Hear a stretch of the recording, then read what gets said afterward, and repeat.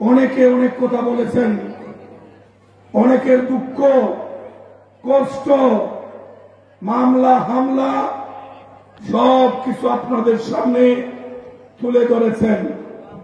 আপনারা সবাই শুনেছেন, একটা সভ্য গণতান্ত্রিক রাষ্ট্রে মানুষ যেভাবে সুখে শান্তিতে পরিবার পরিজন নিয়ে বসবাস করার কথা ছিল, কিন্তু আওয়ামী লীগ, শেখ হাসিনা এবং তার দলের অতি উৎসাহী দুষ্ট লোকজনের কারণে মানুষের সেই সমস্ত আশা আকাঙ্ক্ষা ধূলিসাৎ হয়ে গিয়েছিল।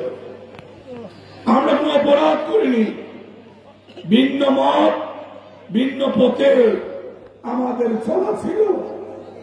একটি গণতান্ত্রিক সভ্য রাষ্ট্রে ভিন্ন মত ভিন্ন পথের মানুষ থাকবে, এটাই গণতন্ত্রের সৌন্দর্য।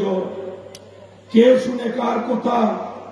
হাসিনা এবং আওয়ামী লীগ এতটা বেপরোয়া হয়েছিলেন, তারা ভিন্ন মতকে সহ্য করতে পারতেন না।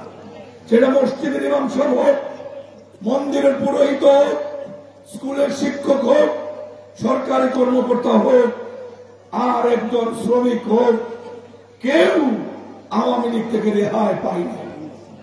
রাত্রি যাপন করতে হয়েছে। কত বোন তার স্বামীকে বাইরে রেখে দুশ্চিন্তায় সন্তানদের পড়ালেখা ঠিক মতো করাতে পারে না। এই অঞ্চলের মানুষ এতটা নিগৃহীত হয়েছিলেন, কোন ধরনের অন্যায় পাপ না করেও শুধু বিএনপি করার কারণে আওয়ামী লীগের উষানলে পড়ে এই ক্ষতিগ্রস্ত হয়েছিলেন। সেদিন আমরা যখনই সুযোগ পেয়েছি আপনাদের সামনে কথা বলার চেষ্টা করেছি। যখনই কথা বলতে চেয়েছি আমাদের মাইক কেড়ে নেওয়া হয়েছে। মিটিং এ হাসিনার পুলিশ বাহিনী প্যান্ডেলে চলে এসেছেন। যদি আমরা জোর করে সভা করতে পেরেছি, আমরা বাড়িতে যাওয়ার আগে তথাকথিত সেই হাসিনার ডিবি বাড়িতে বাড়িতে গিয়ে মারাদের মনে আছে। প্রচন্ড শীত, আমরা বাড়িতে থাকতে পারিনি, বাড়ি ছেড়ে পালিয়ে পালিয়ে হাওড়ে গিয়েছি, জঙ্গলে বড় বাদলে থেকেছি। শীত মতো আমরা একটা খাবারও খেতে পারিনি। এই ছিল আওয়ামী লীগের অত্যাচার। সবার চোখ ফাঁকি দেওয়া যাবে, কিন্তু আল্লাহকে ফাঁকি দেওয়ার কোন সুযোগ না। এত মানুষের চোখের পানি আল্লাহ বরদাস্ত করেননি। সেই জন্যই এই যে আমাদের হাজি সাহেব আজকের সভার সভাপতি, তিনি যে বললেন 5ই আগস্ট হঠাৎ শুনলেন উনি পালিয়েছেন। উনি নাকি পালান না, কি সত্য সত্য কথা উনি বলতেন। উনি পালান না, উনি এমন পালিয়েছেন, স্কুলের বাচ্চা থেকে শুরু করে বয়োজ্যেষ্ঠ মুরব্বী পর্যন্ত কেউ মুজিব পরিবারের, আওয়ামী লীগ পরিবারের আর অবশিষ্ট কেউ রেখে গেলেন না, সবাইকে নিয়ে পালিয়েছেন। কাজ একটাই, যেমন করব তেমন থাকব। কাগজ বলেছে না, এতটা অত্যাচার হয়েছে। আমাদের আওয়াজ 600-700 গুলি তার শরীরে, প্রতিটা মানুষ জ্বলছ, প্রতিটা মানুষ, আমি নাম কয়জনের বলব, প্রত্যেকটা মানুষ কমে বেশি আমরা ক্ষতিগ্রস্ত হয়েছি। এই আমাদের নিজামের বাবা সহ অনেকের বাবা জেলে থেকে সে খবর পেয়েছে তার বাবা মারা গেছে, ছেলে হিসাবে জানাজায় আসতে পারেনি, শেষ বাবার মুখটাও দেখার সুযোগ পাইনি। বিসমিল্লাহ আলা মিল্লাতি রাসূলুল্লাহ বলে কবরে লাশটাও রাখতে দেয়নি এই আবু জাহিল এবং আওয়ামী লীগের লোকজন। কি হয়েছে? জনগণের সম্পদ চুরি করে হয়তো সম্পদের পাহাড় তৈরি করেছেন, সঙ্গে টাকা নিয়ে বিদেশে গেছেন, কিন্তু সেই কেন নাকি স্বাভাবিকভাবে রাস্তাঘাটে চলাফেরা করতে পারেন না। নিজের বাসা থেকে বুরকা পরে বাংলাদেশ থেকে পালিয়েছেন, সেইখানে বুরকার মতনই একটি ঘরে নাকি 24 ঘন্টা থাকতে হয়। এটার নাম জীবন না। মানুষ যদি রাজনীতি করে, মানুষের কল্যাণে যদি রাজনীতি হয়, সেটা হবে সম্মানের, এটা অসম্মানের হতে পারে না। আমরা রাজনীতি করি, কোনদিন অসংখ্য বিপদ মাথার উপরে এসেছে, সমস্ত আওয়ামী লীগের অথবা ওয়ান ইলেভেনের সরকারের গাইবি বানোয়াট মামলা দিয়ে বেজ্জত করতে চেয়েছে। আল্লাহর উপরে বেশ ভরসা করে কোর্টে স্বেচ্ছায় আত্মসমর্পণ করেছি, ন্যায় বিচার পাইনি। মাসের পর মাস, বছরের পর বছর অবর্ণনীয় কষ্ট স্বীকার করে জেল কেটেছি, কিন্তু জামিন পেয়েও দেশ থেকে পালিয়ে যায়নি। আগিয়েছিল আমার ডানে বামে, সামনে বছর অসংখ্য মানুষ হাসিনার মিথ্যা মামলায় মাসের পর মাস, বছরের পর বছর কারাগারে ছিলাম। হাসিনা মুক্ত বাংলাদেশে আজকে কোর্ট ন্যায় বিচারের সুযোগ পেয়েছে।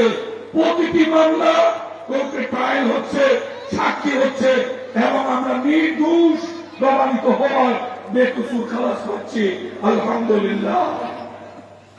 আজকে আবু জাহিদা নেই, আওয়ামী লীগ নেই, কিন্তু এই অঞ্চলে বাবুল বলেছে না, বাবুলের মনে অনেক দুঃখ, প্রচন্ড শীত।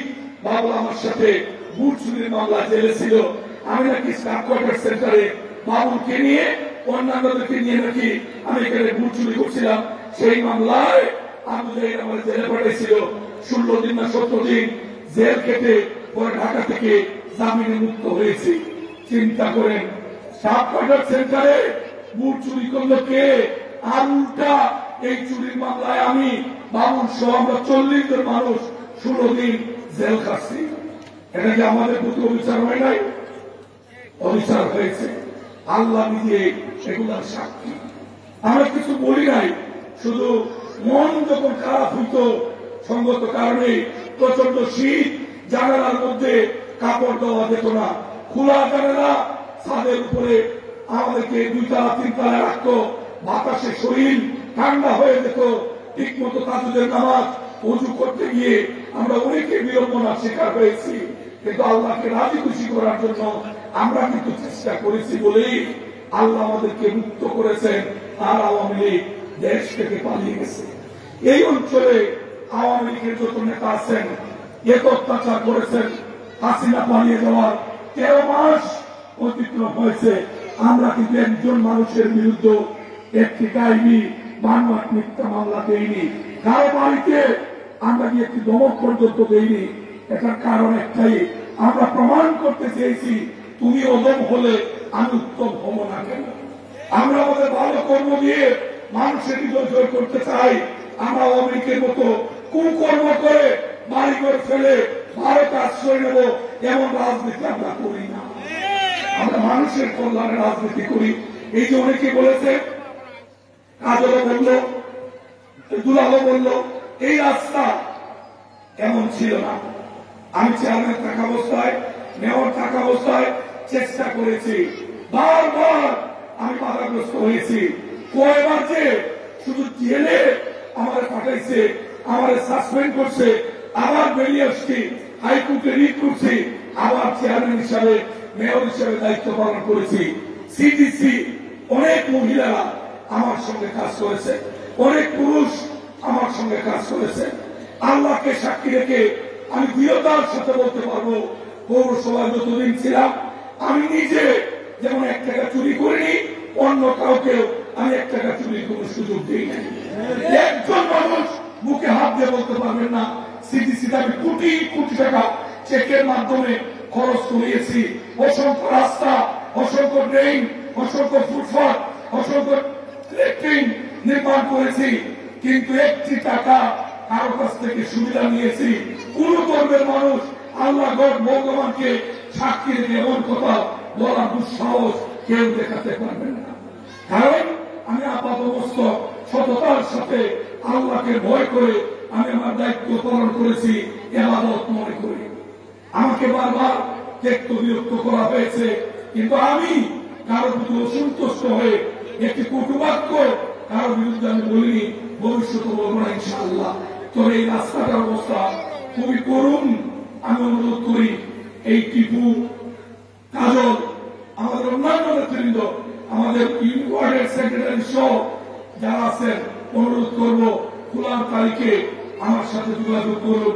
চেষ্টা করবো ইনশাআল্লাহ নির্বাচনের আগে এই রাস্তার ব্যাপারে ভালো কিছু করতে পারি কিনা।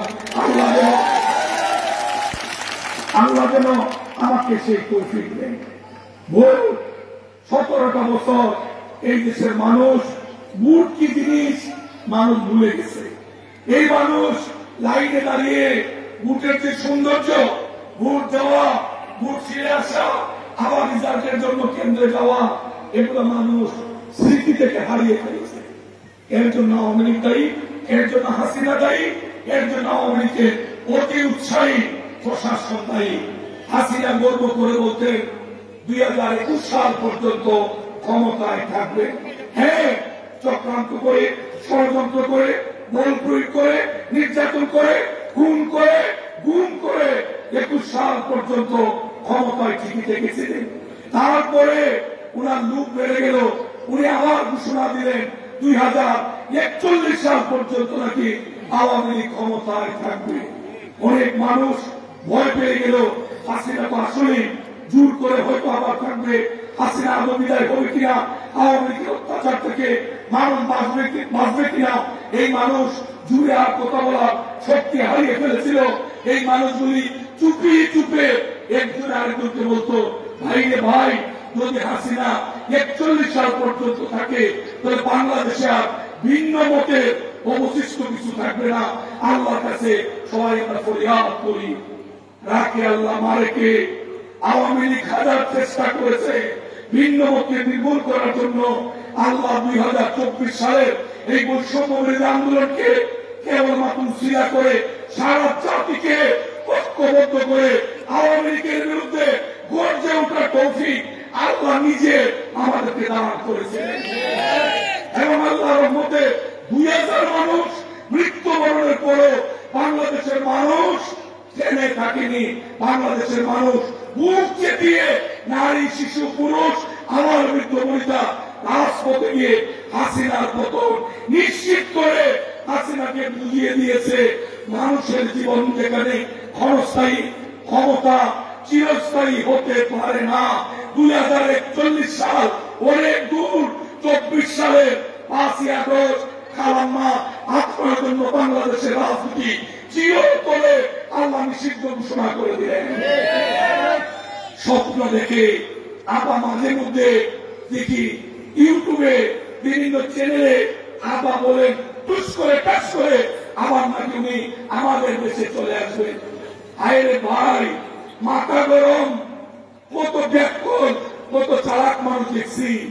হাসিনা আবারও স্বপ্নে দেখে যে হাসিনার হাতে 2000 শহীদের রক্তে রঞ্জিত সেই হাসিনা নাকি আবার বাংলাদেশে আসবে, এমন স্বপ্ন হাসিনা জেগে দেখে না ঘুমিয়ে দেখে এটা আমরা বলতে পারি না। তবে এটা বলতে পারি, বাংলাদেশের মানুষ বিনা চ্যালেঞ্জে অতীতে যেমন কোন অন্যায় ছেড়ে দেয়নি। আওয়ামী লীগ যদি আবারও দেশের বিরুদ্ধে, দেশের গণতন্ত্রের বিরুদ্ধে, দেশের মানুষের বিরুদ্ধে ষড়যন্ত্রে লিপ্ত হয়, 5ই আগস্ট যা ঘটেনি তার চেয়ে ভয়ঙ্কর পরিস্থিতির মুখোমুখি আওয়ামী লীগকে হতে হবে। আমরা সহ্য করেছি, আমরা ধৈর্য ধরেছি, আমরা বিশ্বাস করি দেশের প্রচলিত আইন অনুযায়ী যে যতটুকু অপরাধ করেছেন তার ততটুকু শাস্তি হবে এবং সেই শাস্তি তারা ভোগ করবেন, এটা আমরা বিশ্বাস করি। আমরা চাই না আবার আমাদের দেশে মানুষ আবার রাস্তায় যাক, আওয়ামী লীগ আবার গুলি করে মানুষকে হত্যা করুক, সেই পরিস্থিতি আবার সৃষ্টি হোক, এটা আমরা চাই না। এই অঞ্চলে যারা আওয়ামী লীগের লোকজন বসবাস করেন, আপনাদের উস্তাদ জনাব বুরকা, উনি তো এর আগেই সশরীরে স্ত্রী পুত্র কন্যাকে নিয়ে যা কামিয়েছিলেন বিদেশের মাটিতে, এটা আমি কিন্তু অনেক আগেই আপনাদের সামনে বলেছিলাম। আবু জাহিলের পাসপোর্টে মাল্টিপল ভিসা লাগানো, এটা আমি অনেকবার বলেছি। আমার বক্তব্য যদি কারো কাছে থাকে একটু পরীক্ষা করে দেখবেন।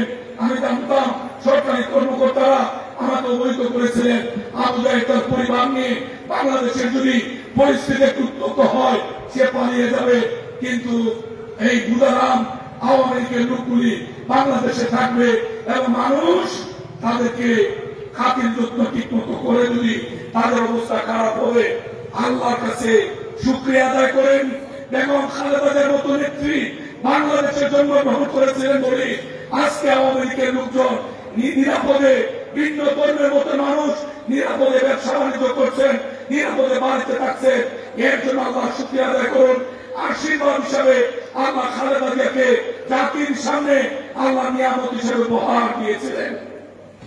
যে খালেদা জিয়া হাসিনা মিথ্যা মামলায় 6 বছর কারাগারে থাকলেন, সেই খালেদা জিয়া দেশকে শান্ত করার জন্য হাসিনা মুক্ত বাংলাদেশে থানায় যখন পুলিশ নেই, প্রশাসনে কোনো কর্মকর্তা নেই, বাংলাদেশে কোনো 3 দিন কোন সরকার ছিল না, সেই কঠিন সময়ে খালেদা জিয়া জাতির সামনে এবার কেয়ার হাসপাতাল থেকে রেকর্ডকৃত 3 মিনিটের একটি অডিও বার্তায় উনি বললেন, আমরা যেন কেউ ভিন্ন মত, ভিন্ন পথ, ভিন্ন ধর্মের কোন মানুষের ব্যবসা বাণিজ্য ভারী করে অথবা তাদের সঙ্গে যেন কেউ আমরা অসমান আচরণ না করি, দেশের ভারসাম্য বিনষ্ট হয়, দেশের বদনাম হয়, এমন কাজ যেন কেউ আমরা গুনাহ করে না করি।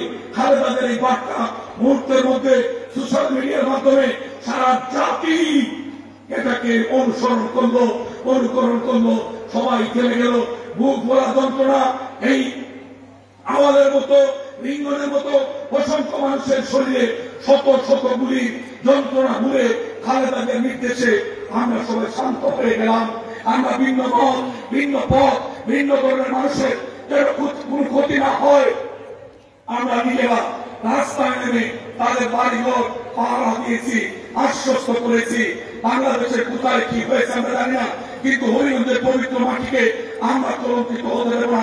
আপনারা যারা অন্যায় করেছেন আইন অনুযায়ী আপনাদের বিচার হবে, কিন্তু আমরা কেউ আইন হাতে তুলে নেব না। আমরা প্রমাণ করেছি আওয়ামী লীগ আর বিএনপি এক জিনিস না। এটাই হচ্ছে, এই যে এতগুলি মানুষ এখানে বক্তব্য দিলেন, মৌলানা আবু জাহিদ যখনই মাইক পেয়েছে 5 মিনিট বক্তৃতা করলে 3.5 মিনিট আমি এবং বিএনপিকে উনি গালাগালি করতে খুব পছন্দ করতেন, কারণ ওনার ভিতরে তো গালাগালি ছাড়া রাজনীতি ছিল না। সেই জন্য গালাগালি করে উনি ওনার সময়টুকু শেষ করে পুলিশ পাহারায় উনি আসতেন, আবার পুলিশ পাহারায় উনি বাড়িতে যেতে পছন্দ করতেন। দেখেন আল্লাহ অনেকের দোয়া কবুল করেন। আবু জাহিদ সাহেবের দোয়া আল্লাহ কবুল করে ফেলেছিলেন। উনি বাড়িতে ঢুকেছিলেন ঠিকই, কিন্তু পুলিশ পাহারা ছাড়া, সেনাবাহিনীর সহায়তা ছাড়া উনি ওনার বাড়ি থেকে ভাবির মুদ্রা ছাড়া উনার কাছে আর কিছু ছিল না। এটাই আল্লাহ, এটাই আল্লাহর রহমত, এটাই আল্লাহর বিচার। এখান থেকে আমাদেরকে শিখতে হবে, আমরা যেন কেউ আওয়ামী লীগের পথে, আবু জাহিদের শিখানোর পথে আমরা যেন কেউ পা না দেই। অনুরোধ করি, সময় এসেছে। 17 বছর যে ভোট লাইনে দাঁড়িয়ে দিতে পারেনি, এবার আমরা নিশ্চয়ই আল্লাহর রহমতে আমরা অন্তর্বর্তীকালীন এই ডক্টর ইউনূস স্যারের সরকারের অধীনে আমরা নির্বাচনে অংশগ্রহণ করব এবং আমরা আমাদের নিজেদের ভোট, আমাদের নিজের পছন্দের প্রার্থীকে আমরা দেব। নির্বাচনকে সামনে রেখে দেশে বিদেশে আওয়ামী লীগের কালো টাকার বদলত অনেক চক্রান্ত হচ্ছে। আজকে প্রশাসন নিরপেক্ষ হয়েছে, উপরে উপরে আমরা শুনতে পাচ্ছি এখনো কোন কঠিন পরীক্ষায় প্রশাসনকে আমরা মুখোমুখি হতে দেখিনি। আমরা বিশ্বাস করি আওয়ামী লীগের শিখানোর পথে এই প্রশাসন হাঁটবে না, এই প্রশাসন নিরপেক্ষ ভূমিকা পালন করবে। আমাদের জাতি যেভাবে ঐক্যবদ্ধ হয়েছে নিজের ভোট নিজে দেওয়ার জন্য, সেইখানে যদি কোন প্রশাসন আবারও হাসিনার শিখানোর পথে ব্যালট ছিঁড়ে ব্যালট বাক্স বলার চেষ্টা করেন, বাংলাদেশের মানুষ বিনা চ্যালেঞ্জে একজন কর্মকর্তাকেও ছেড়ে দেবে না ইনশাআল্লাহ। প্রয়োজনে আমাদের মহিলারা গর্জে উঠবে। আমাদের বাবার বয়সে, আমার বয়সে, আমার চেয়ে কম বয়সে, আমার বাচ্চার বয়সে যত ভোটার আছেন আমরা ঐক্যবদ্ধ আছি। ইনশাআল্লাহ আমরা ঐক্যবদ্ধ থেকে পরিস্থিতি মোকাবেলা করবে ইনশাআল্লাহ। কথা না বাড়িয়ে, আমি কাজের মানুষ, আমার পরীক্ষা অনেকবার দিয়েছি। এই পৌরসভা প্রথম শ্রেণীর পৌরসভা ছিল 1881 সালে। এই পৌরসভার জন্য আমার আগে অনেক যোগ্য মানুষ, অনেক ত্যাগী, অনেক সাহসী মানুষ এই পৌরসভায় নির্বাচিত হয়ে দায়িত্ব পালন করেছেন। ওনাদের প্রতি আমি শ্রদ্ধা জানাই। ওনাদের পরে 2004 সালে আমি দায়িত্ব নিয়ে এই পৌরসভার পুরাতন জ্ঞানধারণা থেকে চেয়েছি এই পৌরসভাকে বাংলাদেশের অন্যান্য পৌরসভার সাথে যেন তুলনামূলকভাবে আমরা নিজের একটি অবস্থান তৈরি করতে পারি। সেই জন্য আমি অনেক মানুষের 3 তলা 4 তলা বাড়িঘর ভেঙে রাস্তা প্রশস্ত করেছি, রোড ডিভাইডার স্থাপন করেছি, টানা ওয়াল ভেঙে পানি পড়া করেছি, রেল লাইন তুলে আমাদের বাইপাস করেছি। আমাদের এই ময়লা সেক্টর যেখানে পৌরসভার সমস্ত ময়লা ফেলতো সেখানে আমি 5 টার্মিনাল নির্মাণ করেছি। সাইফুর রহমান ব্রিজ, কিবরিয়া ব্রিজ, এমএরও ব্রিজ, পানি একাধিক ট্রিটমেন্ট প্লান্ট সহ আমাদের অসংখ্য কাজ আমি করেছি। অনেক কাজ আমি সমাপ্ত করতে পারিনি। যখনই সুযোগ এসেছে মায়েদের জন্য, মেয়েদের জন্য এই পৌরসভায় যারা সাক্ষী এখানে আছেন, যে যে ধর্মেরই হন না কেন, এই সিডিসির মাধ্যমে এই পৌরসভার পক্ষে গণবিবাহের আয়োজন করেছিলাম। নিশ্চয়ই আপনাদের মনে আছে।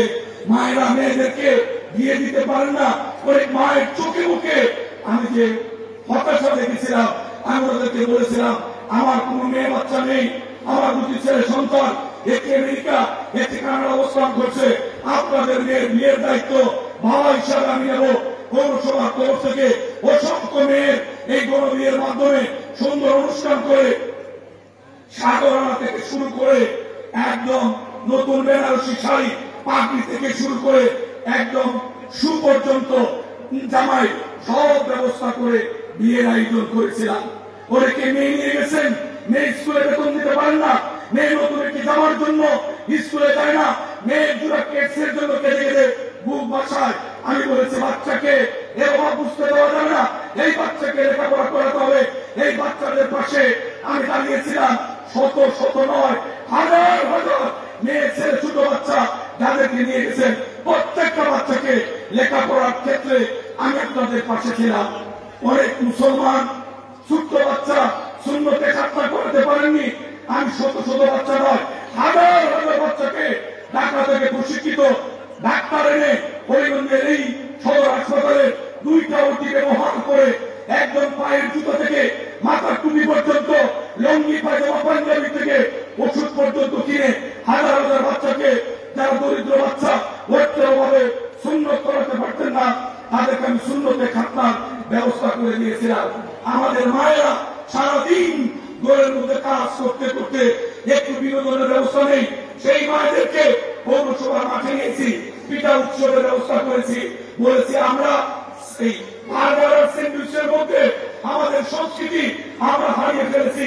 আমরা আবার সই পিঠা খেতে চাই, আমরা ডুবা পিঠা সমোসা খেতে চাই।